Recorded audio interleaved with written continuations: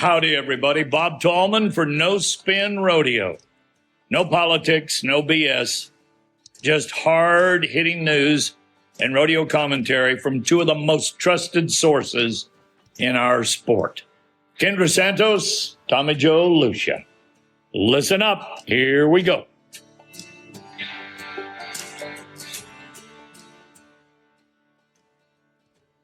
Hello, No Spinners. Tommy Joe Lucia here. Welcome to No Spin Rodeo. This is episode 71. Thank you for joining us live on Facebook or YouTube. And thank you for all of you that use the podcast to help the miles go by in the pickup. Welcoming the co-host of our show, the first lady in pro rodeo journalism, Miss Kendra Santos, is joining me as she always does. Both of us are here and spry.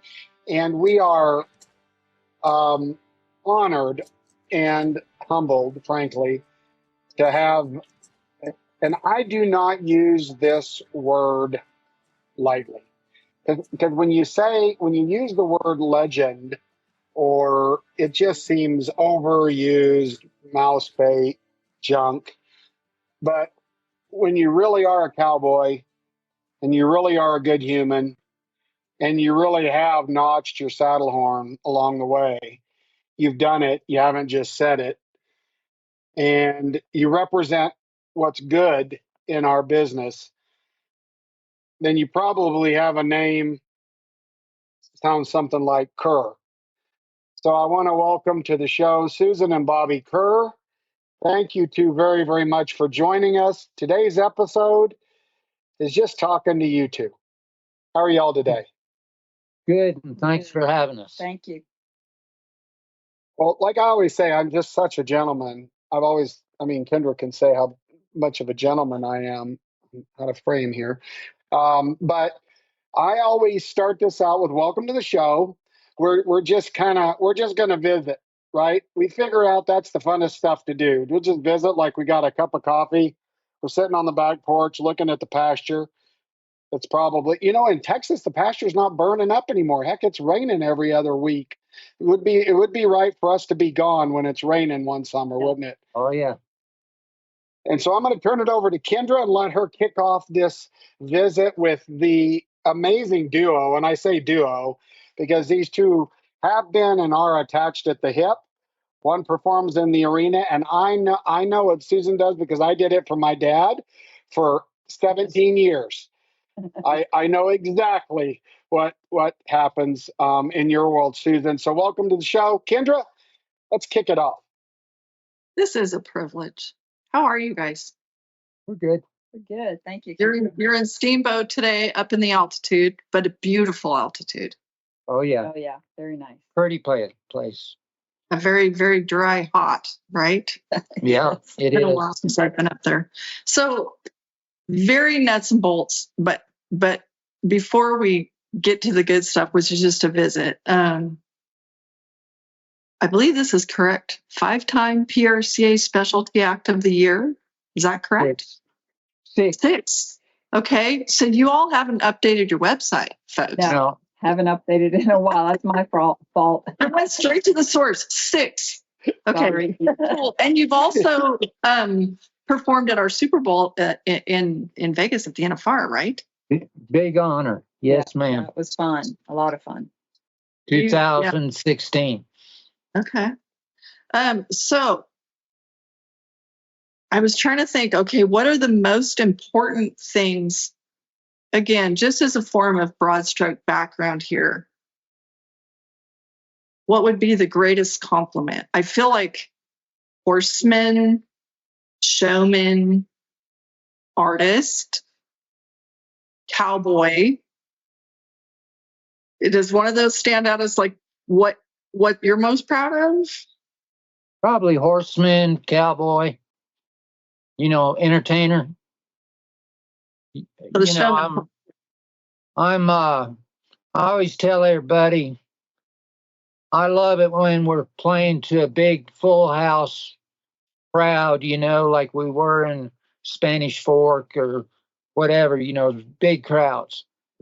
And I love it when the fans get on their feet and you get a standing ovation. I love that. But I love it when I see the bronc riders on the back of the bucking chutes waving and clapping. And, when I come out of the arena with a horse sitting in the car, when I get the compliment from the cowboys and they stop to watch this specialty act, that's really special to me. I relate to you saying that, because I've always felt that way about my writing, where, all those years, at the PRCA or whatever, to see that sports news on the dashboard of those trucks and see guys actually reading it meant more to me, than any. I mean, the fans are wonderful and make the wheel go round, but it the actual cowboys that I was worthy of them meant so much. So I very much relate to that. How long have you been in the rodeo business, for those who haven't known you forever? And what were you doing before you started performing these acts at rodeos? Well, I was driving a truck, basically. We've been doing it. I got my permit in 2014. So not very long, 10, 11 years. And right up before that, I did the Mustang makeovers, where you take a wild horse and you got 120 days, and all the trainers pick them up the same day, and then you go back and compete against each other 120 days later. And that's really what got me into the rodeo deal. I never dreamed of doing this. And, when you make the Mustang Makeover finals, you got to do a 3.5 minute freestyle. So my freestyles became my rodeo acts. And actually, we were at Glen Rose, Texas, and Jesse Guillory was there putting up banners for Ram Rodeo, for a ranch rodeo that night. And I did a display Demo for some 4-H kids that were there. And Jesse was sitting on the fence. And when I got done, he said, "Who are you?" And, I told him, and he said, "Why aren't you going up and down the road?" And I said, "Doing what?" And he said, "Specialty act." And we didn't even know what it was, And so we went to lunch and got to know each other. And he said, "You need to go to this IRA. Yeah, IRA showcase up in Oklahoma City." And that was in January. And I did, and we won it. And the phone started ringing. And that's how we got going, really. Well, I've watched you. Speaking, by the way, I have to say, when you mentioned Glen Rose, Texas, I went to the first midget rodeo of my life in Glen Rose earlier this year. So Glen Rose, a midget rodeo? Yes, sir. They have them. It's so wrong to watch it, and it's really even more wrong to buy a ticket. I remember but their contract act was a cross-dressing clown. I'm just saying. So anyway, but I did see that the Supreme Extreme Mustang Makeover Champion in 2012. What is it? What is that all about? The Supreme Extreme Mustang Makeover Champion. Where is that, and what is that all about? Well, that would have been in Fort Worth, and that was paid $50,000 to win that. So they got these different names for the different amounts of money, and the Supreme Extreme is the bigger one. And they had Mustang Million, and it was basically the same thing, just more money.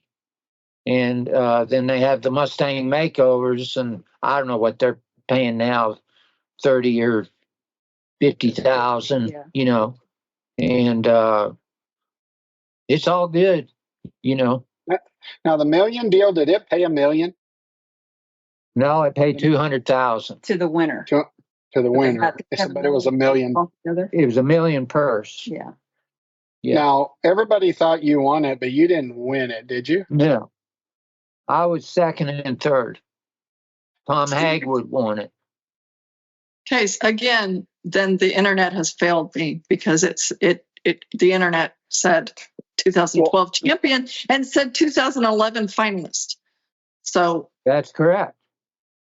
Yeah, because they're different. So The The million. million was million's a in different- 13. yeah. okay, They're okay, different events. They're different. okay. So back This to the was- Mustangs. These Mustangs have been a big part of your act. Oh, Why yeah. Mustangs? Yeah, But why changed my Mustangs? life. How did you get into the mix with Mustangs? Friend of mine, Jeff Payne, he's a bit and spur maker. And I believe it was '07, they started the Mustang makeover. Patty Colbert did. And he said, man, you need to go watch that thing. That's right up your alley and blah, blah, blah. And I didn't go. And then in 2010, he bought us tickets and he says, come on, we're going. So we went and watched it. And I'd never seen a Mustang, never been around one. I thought they were little wiry ponies, you know. And I was blown away with how nice the horses were and how good a job the trainers had done.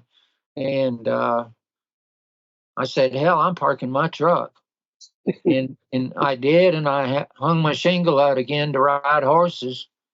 And all the horses I got in, you know, 2-year-olds and I would practice on them. I'd get them broke as fast as I could and figure out how to sit one down and lay one down and get one Shooting off of them. Yeah, shooting off of them, and when that customer would come back, you know, in 30 days or 60 days, however long I had that horse, they were blown away. You know, I'd stand up on top of them and crack that whip and blow circles, you know, and stop and turn around and then hit my little button and they'd lay down, you know, and I'd stand on top of them and butterfly a rope, you know, and the customers would go, holy crap, you do this on every horse in 30 days, you know. And Well, talk a little bit about that training style, because it's obvious when you watch, and I think that's part of why the Cowboys at both ends of the arena stop to watch you. And even if they happen to see you yesterday, they still watch today. I've watched them watch you. And they appreciate your training style is like you have a bond with those animals, right? There's like a trust that you build. And I don't know how you do it. How do you describe your training style? Because it's more of you become like a team with your animals, right? yeah, I mean, I spent a lot of time with them. And, you know, as far as horse training, once you get into it. But that initial first touch with the Mustang is a big difference. And if you can blow it real easy if you come on too strong, you know, because you got that 120 days to do this and you ain't got time to blow them up and fix them. So I think about everything I'm fixing to do, and I'll just stop and I'll think, you know, how do I need to make this horse understand without scaring him, you know? And if I do scare him, I weather the storm and I stay there until he does become my buddy. I don't know. That's kind of best way. But it's more about a bond than a fear. right? Right. Oh, definitely. Yeah. The fear doesn't hold up, right? No. Mm-mm. Right. No, it sure don't. Yeah, and Swan, he's like you said, he spends so much time, and that's the time to get them to know the horse to know what he wants them to do.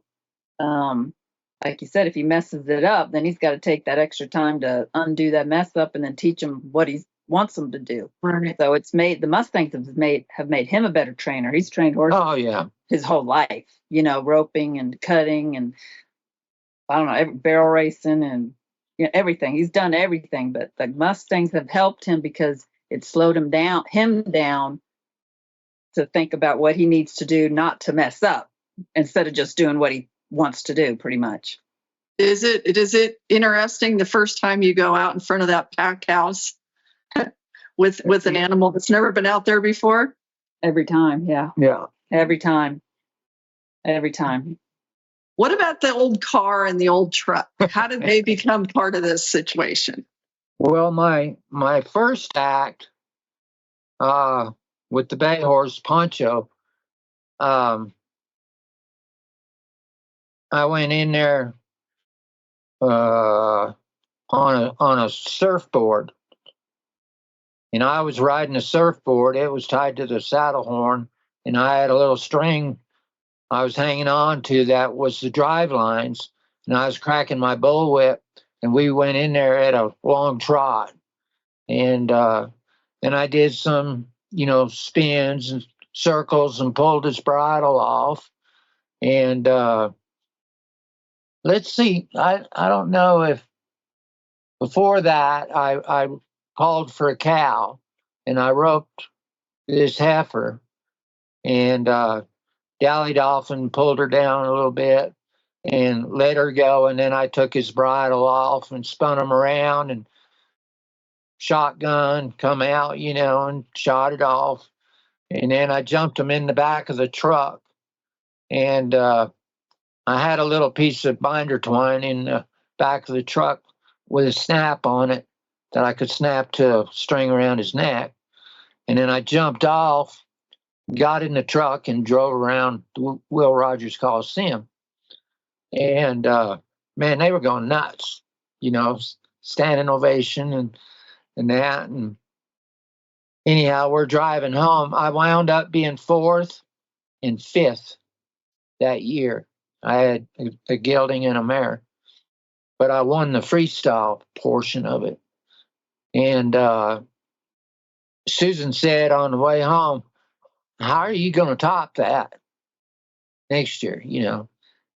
And I said, "I don't know. I saw a picture of a gal back in the 30s or something like that jumping over a car, from the 20s." And I said, I think I want to find me an old car and do that and maybe get them to sit down and ride around with me, And of course, she thought I was crazy.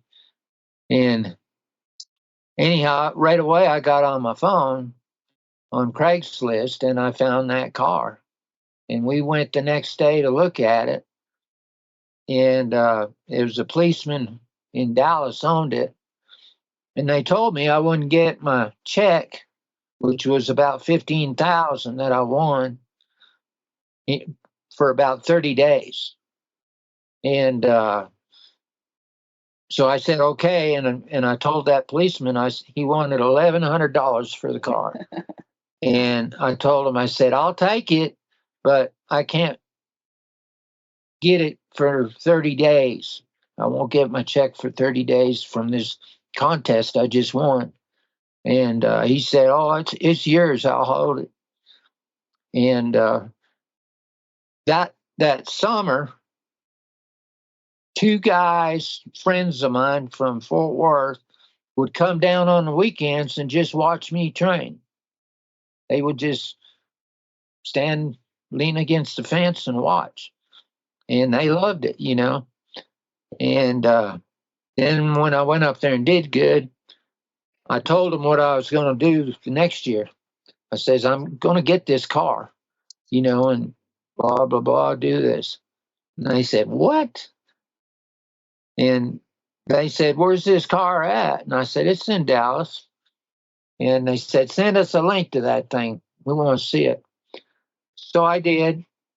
And the next weekend, they come rolling in my place with that car. They went and bought it for me. And they said, okay, let's see you do it. So I got it home and I cut the roof off of it and started, strengthening the frame and took it to the mechanic up the road, and we got it running. And the horse that I had picked from the Mustang pool, he was pretty bronky.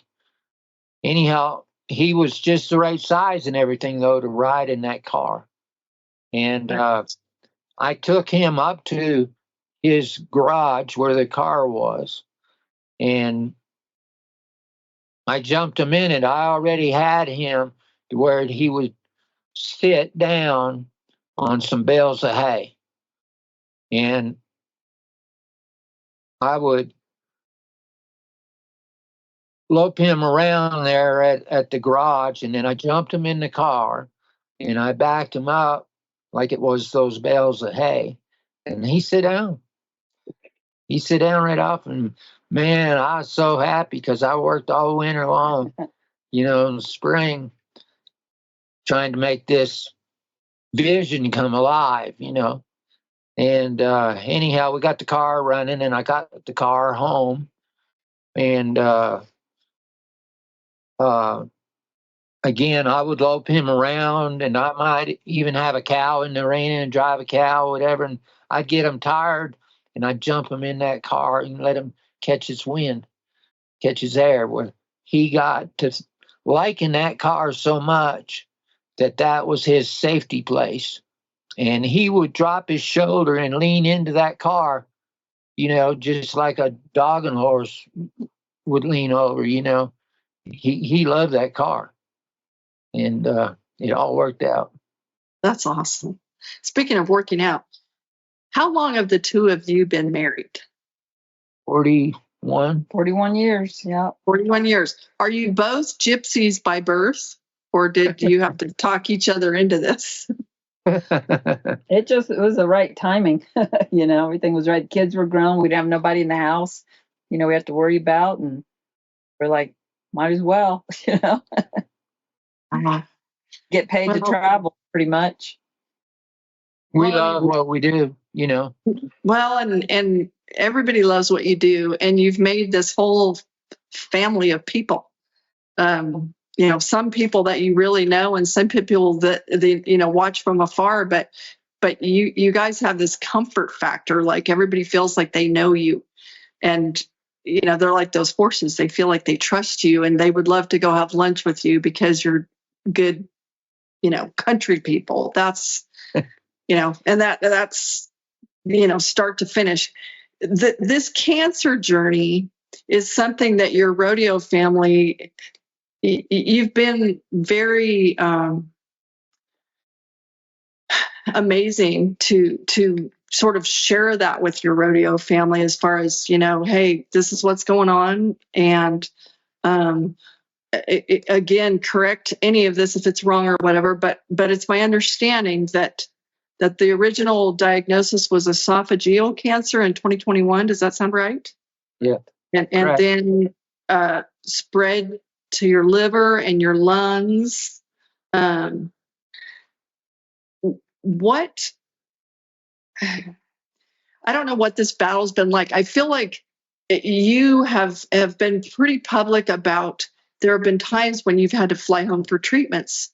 There have been times when you just had to go to a committee and say, I'll be there even when you don't feel up to it, or, hey, I just can't get there or whatever. But how has this been in the midst of your love for this rodeo game and in the midst of your rodeo family? How has it been going through? I mean, this has been a long haul, but you've been right. And so how, are there times when you're just physically, I don't know what it's been like for you. It's been tough. The toughest phone calls I ever had to make was right after I was diagnosed and had to go on chemo and radiation and cancel rodeos like Spanish Fork was one of them, and a few others, 3 or 4 others. And it just tore me up to say I can't come. I'm sorry, you know. But anyhow, I did that and went through the treatments, and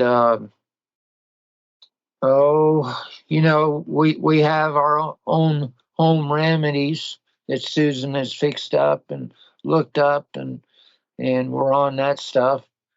And we got kind of where the cancer wasn't growing none. And the oncologist said, I don't see why you can't go rodeo. And so we did, and we'd get a scan every 3 months. Somehow we'd get home and get a scan, and he'd say, oh, you're still looking good, you know. And we'd go back out. And, you know, we're thinking maybe we're on the right track and we're getting this thing whooped, you know. And then the next scan showed this don't look too good. You know, it had spread more. And he said, you probably need to stay home and work on this, take care of this. But I didn't want, you know, I chose the lifestyle of the rodeo life. So we kept rodeoing. We would fly in for a scan. He put me on different chemos even along that time. One would last, 3 weeks? And I'd have Fly home for it. I'd have to fly home and then fly back. She'd stay with the horses and stuff. And you know, yeah, it's been tough. But back to the family thing, we couldn't have done it without this community. You know, the rodeo people, family, industry, whatever. I mean, I don't think there's anything like it in the world. No. Just the support. You know, like you said, if you have to call somebody and say, you know, I'm really feeling bad this morning. I don't know if I'm going to make the perf. No, you take care of yourself. Your health is, you know, and then he, you know, muster through it and get it. But the getting out there in front of the people, that's part of the medicine. I'm 100% sure that's part of his medicine. Well, Yeah. and recently you've worked Cody, Wyoming, Spanish Fork, Utah, next stop Albuquerque, New Mexico. Is that right? Yeah, we just come from Loveland, Colorado. Loveland. Okay. And we're at Steamboat now for 2 weeks. Right. And then we go to Albuquerque. And just today, before this call here, I had an appointment at MD Anderson on the 4th of September. And I'm supposed to be at Albuquerque, you know. And so I had to make a decision what I was going to do. And Susan had to call them today to try to either get that date bumped up earlier or get it after Albuquerque. And so I said, I'm not missing the rodeo. And we couldn't get another date down there at MD Anderson till the November. Yeah, November something. I didn't want to do that. So anyhow, she called Sabrina at Albuquerque and told her the situation. And the first 2 nights is bull riding, not PRCA. PRC extreme bulls. And so Sabrina said, no, go to Houston. It ain't no big deal, you know. And I'm just gonna miss a couple nights. They might only have me down there one day, It's 1 to 3 days, something like that, MD Anderson. where they can evaluate me. And so we're going to do it all now. I'll fly. We'll get the rig to Albuquerque and get all set up. I'll be flying home, and my daughter will drive me to MD Anderson, and we'll get that taken care of. And then I'll fly back to Albuquerque, and we'll be ready to rodeo, whichever way. And most obviously, it would be so much easier to just say, "Okay, I'm just going to go home." Yeah. And why aren't you going to do that? Well, if I'm home, I'm probably sitting on the sofa, sitting on my recliner, doing nothing, and getting more weaker. And, I've lost a lot of weight and I've lost a lot of strength. And, she's got to throw the saddle on the horse for me. So why not stay out here and keep chugging away at it, and hopefully, get them people on their feet one more time. What has cancer taught you about yourself as a person and a cowboy? Well, it ain't for the weak, I'll tell you that. I mean, you got to muscle through it. My worst time is at night. I don't get my sleep. It don't matter if I take sleeping pills or what I take. I don't get much sleep, and I have no appetite. So I gotta get on them scales and go, holy crap, I better go eat something. You gotta keep plugging away and going through it. And if I didn't have Susan here, I'd done been dead. I guarantee you. Well, I've always said he was hard-headed, and this really shows it, because he's not going down easy. He's fighting every step of the way. There Last must be fall, so they much. give me. Go ahead. Last fall, they give me till Christmas. I said, "What do you guys think?"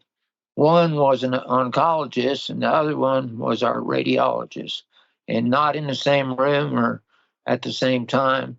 And I said, "Well, what do y'all think? How long do you think I got?" And they said, "You won't be here at Christmas," and that was last year. So hopefully I don't fool them again. I feel like there's no way you can have been through what you've been through without perspective. Is everywhere you're looking and turning right now. Do you find yourself, when people bitch about, I don't know, maybe getting in a little traffic or some little minor inconvenience, you just thinking, man, there was a time in my life when I would get flustered by some small thing? Yeah, I do. And if they're worried about that, I don't know what they do in this situation. He just had to tell me yesterday. We were driving down. I rented a car for him to drive from Denver to Steamboat, and we have our good friend Seth Dalton drive the truck. The truck is too rough. Bobby can't sit in it. It just kills him to bounce in it. So we rented a car, and yesterday I got all mad because I took the wrong exit, right? And he's like, "It's okay." I'm all flustered and mad. And he had to tell me it was okay. It's going to be okay. It's going to be okay. Yes, it will be. Yeah, my new, I think about things differently as I get older about, is this really going to matter like a year from now? And 99.9% of the time, the answer is no. Right, exactly. You're correct. I feel like I'm completely hogging you. And just Tommy Joe, I see you being so patient, and I appreciate it. I just really would love to ask you one more thing if I could. And that is, like, Bobby, you are a man of so many friends, and we reach a lot of people. And so I feel like what do you want to say to your rodeo family right now as you're living your life and doing what you want to do? And it's not the easy road. What would you say to your rodeo family? I didn't know how long this rodeo family, had been in your life, but we are your people, aren't we? Oh yeah. Definitely. Oh yeah. I see them. Everybody does what they want to do, but when I see them get a dip and whatever, I want to say, y'all should quit that, or I don't know, take care of yourself better, stuff like that. Because I smoked, I dipped, I did it all, drank and whatever. I didn't take very good care of myself most of my life, and who knows what causes this, because we know stories of people that were clean living as could be, and they're in the same boat, so I don't know, just take care of yourself. I don't know what else to say, because this can happen to anybody, and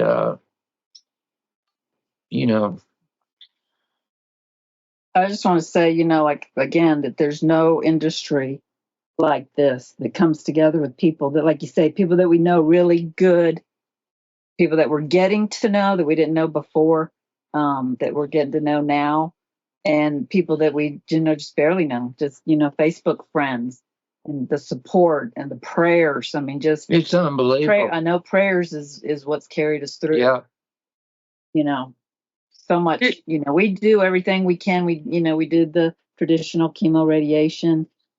We do some alternative stuff. We try to the supplements, keep them healthy, but prayers and the support, the love, I mean, there's no words for that. This rodeo family is for real, and the way people rally for our own is I've never seen anything like it. You are personal to so many people you may have never even met, and they do pray for you and wish you every good thing that you deserve, and it's something I'm really proud of for all of us. They do. I mean, it just blows me away what some people have done for me. I can't even. If I start, I'll never. Can't thank. I'll leave somebody out. There's so many people that have been really kind to us. And there's people that are struggling with their own issues, and they call and check. And it's just that. I don't know. All I can say is family, the good family. A lot of people don't have a good family, but this rodeo family is, it's an example of a good family. It's true. Yeah, people that you never dreamed of. I mean, people that are my heroes call me out of the blue and check on me. I go, wow, You're beloved, and you earned that. Tommy Joe, sorry, please. Oh, it's brilliant. Well, going back to your roots, I think that part of what people need to realize, there's a lot of people that gain some respect and make their way, but they start with nothing. And it's the ones that start with nothing. I mean, you're Ontario boy, right? Yes, I am. And what I read, tell me about Danny Boy. You bought him for $125. Tell me about Danny Boy. Well, he's a little bay pony horse cross that I bought, I think, for $125. I picked cherries all summer and made enough money to buy Danny Boy. How old were you? Well, where'd you find that? That's a Well, long. I have my co-host is a avid journalist, and so I have to come at this game with a few rounds in my gun, or I look like an idiot. Yeah. Well, Yeah. you were just a young boy, right? And you had him Oh up in yeah. Ontario. Yeah, See, I was 10 when I got Danny. Yeah. yeah. Now the other thing that I think is interesting because the variety of stuff that people may they see you in the arena, but you tell me about your passion for cowboy art. I mean, you guys spent what 20 years with the Yeah. core and you've got and I want to know a little bit, tell the people out there listening a little bit about your family. You got 2 kids and grandkids. Susan may want to do this is your chance to brag a little bit on your family. Tell us a little bit about your family. I know they're part of the strength and the spine of what you're going through, but share a little bit about your family, because I know that your son and you built motorcycles, right, together. Yeah. Yeah, we got a son and a daughter. He's 40, she's 36. One granddaughter, Ah. and yeah, and our son and him did the motorcycles together. That was a whole different. Era. Yeah, it was a lot of fun. You can tell 'em about that. Yeah, it's quite the bike. It's called. He had gone to Harley Davidson school to become a mechanic, bike mechanic, and that was when the chopper craze was all on. So that was in Florida, and he come home and went to work for Fort Worth Harley Davidson, but they had him, taking bikes out of the boxes and putting them together and getting them ready for the showroom floor. And, he said, Dad, I just don't like this. I want to do my own thing. I said, well, quit, come home. We got a shop. Let's build some bikes. So he did. And our first bike was the rodeo chopper. And it didn't start out that way. The guy just wanted a cowboy themed bike. And I said, we should call this rodeo chopper. Because I know a lot of them guys, not from rodeo, and I wasn't doing the rodeo deal yet, but I knew them from making furniture for them. And so he did all the mechanical stuff, and I did the painting. And, I called Harry Tompkins and got him to autograph it. And I said to Harry, I said, what about Jim Shoulders? I said, would he be hard to get to sign this thing? He said, oh, I'm sure he would. Here's his number, And I called Jim, and he said, oh, yes, I don't know when I can get down there to sign it.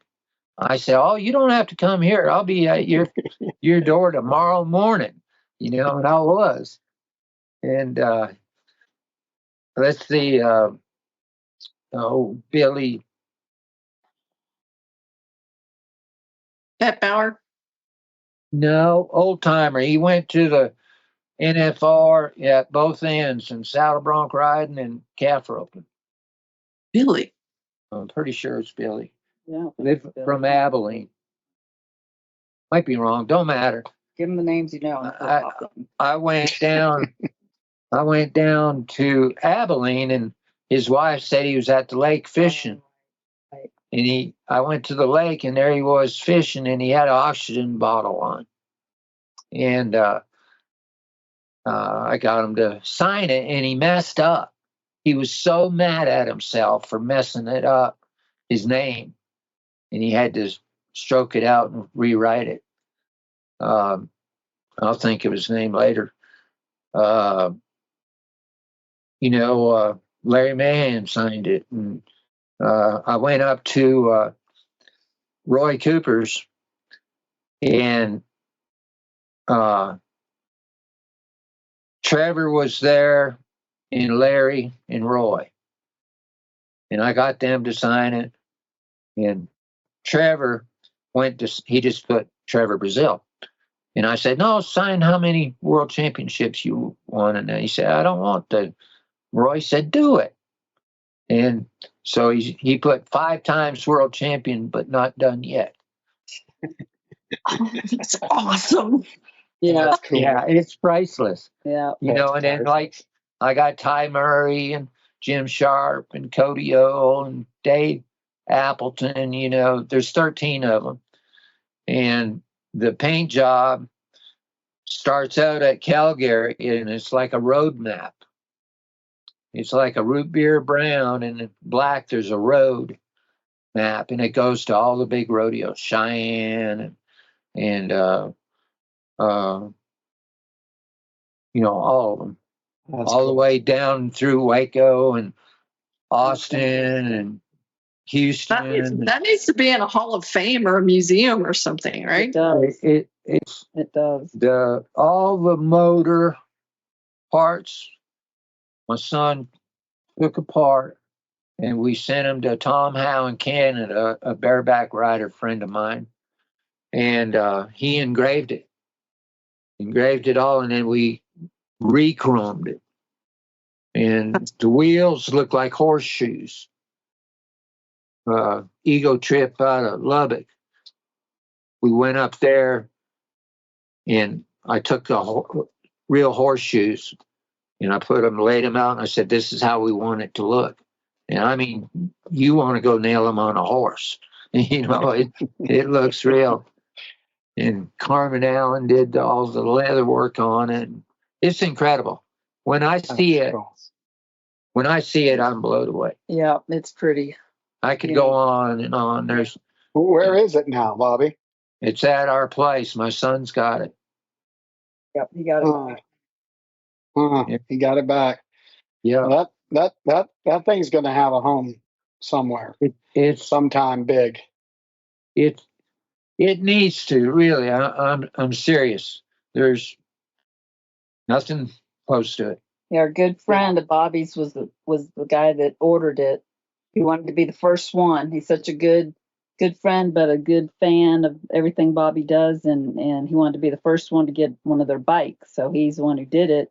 And I mean, he'd ride that thing to the bars in Fort Worth. I mean, he got arrested one night on it. Got arrested, and we got. Did it get impounded? Yeah, we got the call that it was impounded. They hung it on the back of a tow truck and took it to the... Oh no! They were like, we don't think this bike should be here, so we had to go pick it up. But anyway, he gave it back to our son, thinking he just now did, just not too long ago. He said, "Y'all need to have it." But he's a great guy, Robert Allen. I picture it down there at South Point, kind of around there, like they did Benny Binion. Yeah, we should talk to Ryan. Maybe we'll talk. That would be cool. Well, I know we've had you on here for a while, so I'm going to zip through a handful of more things that I think that people may not realize. You and Susan started the Texas Cowboy Hall of Fame, correct? Sure did. Right there in Hyco, Texas, where you and I have had dinner.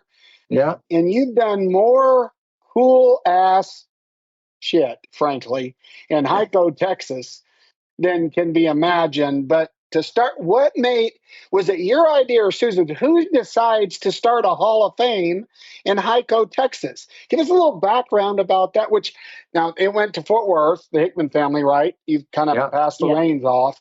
But tell us how that, I mean, is that you sitting on the back porch staring at a motorcycle and a Mustang and a hairy dog and decide to do a Hall of Fame? That was before all that.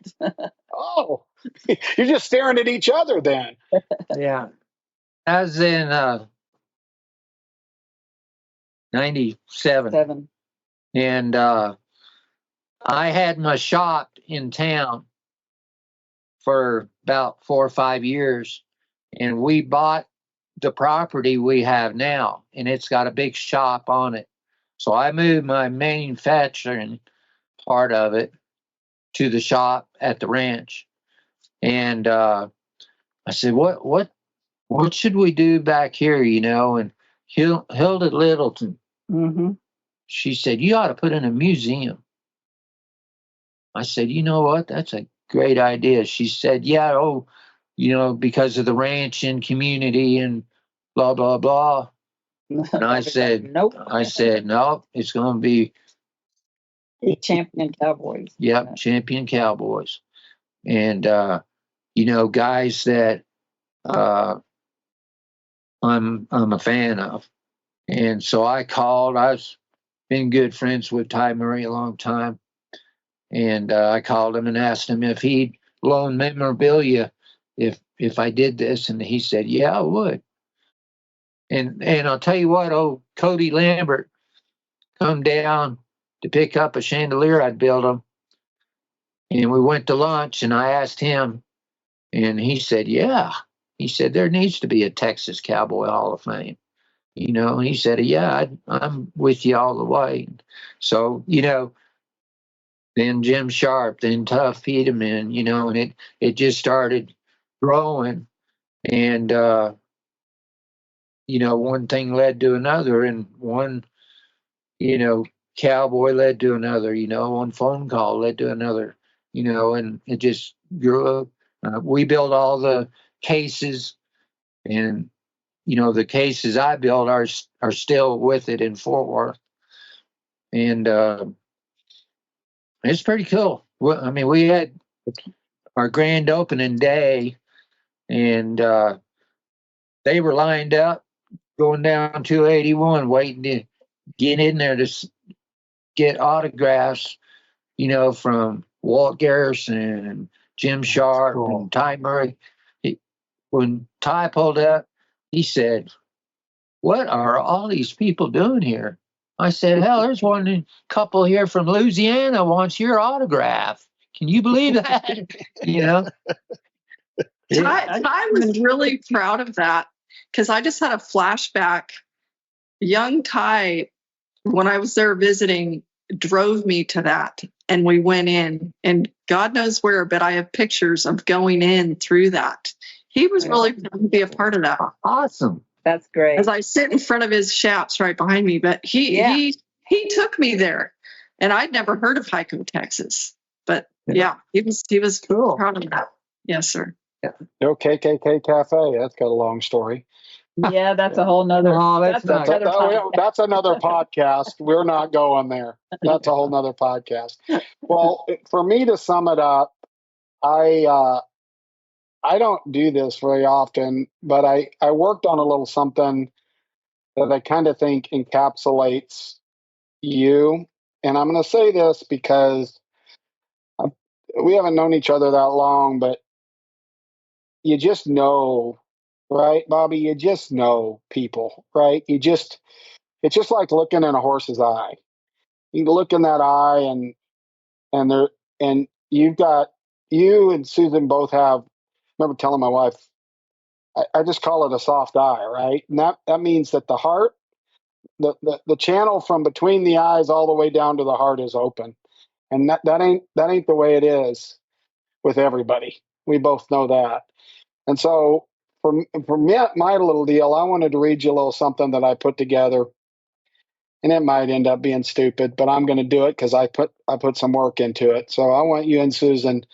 This is from me, and maybe there's a lot of people that love you, and I'm telling you every night on my knees, I'm praying for you, and I do believe in a powerful God. Now I don't know I can't figure out what he does and why he does it. And maybe when we're both sitting up there someday, we'll find out. I'm sure we will. But I wanted to read this to you too, because I think you are, people that rate high for me are good humans. I say this all the time. So I'm going to read this to you, and then I'll shut up and let Kendra wrap it up. In Hico, a cowboy stands tall, and he's true, training Mustangs with a heart so blue, battling cancer with grace and might. But in the arena, he finds his light. With grit and spirit, he faces each day. His love for performing, that'll never sway. Though cancer may threaten to claim and who knows, maybe win in the arena, That's where Bobby finds his next of kin. He faces the challenges. Hell, he's ready to fight. With his best friend Susan by his side, their bond, their love, it's obvious they never hide.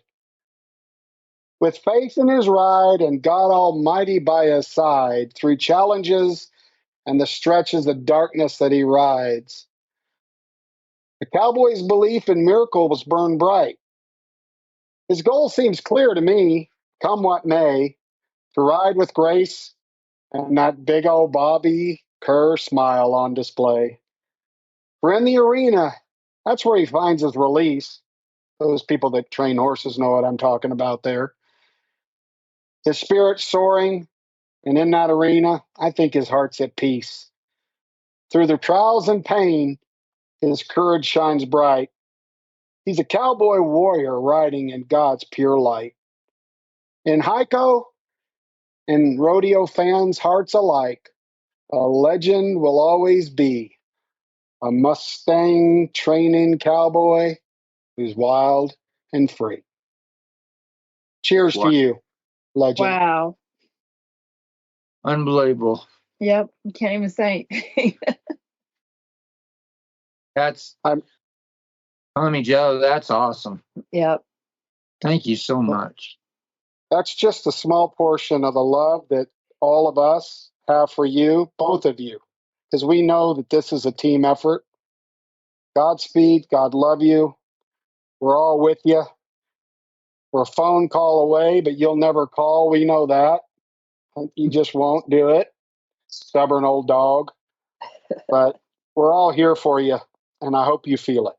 I hope We you love feel you it. too. We appreciate everything and We love do. all the support. Love you and the thoughts and the prayers. And like I said, there's hardly any words that says what we feel. Same here. Just thank you so much. Well, God bless you both. Kendra? I couldn't say it better than that. God bless you both. You guys are living a one heck of a life. And I just say thank you for sharing it with us. You are so beloved. I think you know that, but it's like you are respected and admired, and we all love you guys. So thank you for spending this time when you could be outside in beautiful Steamboat Springs, but thank you for you know all the memories that we've gotten to, all the fun we've had watching you. And when a cowboy runs to the fence to watch a specialty act, it's special. So congratulations, and we're all with you guys. Thank you. Thank you. Thank you. Love y'all. Love you guys too, Bobby. Here's to a cowboy. God, I'll be watching this over and over again. Thank you, guys. Thank all of you listeners. Thanks for joining us. It's No Spin Rodeo. We'll see you next time.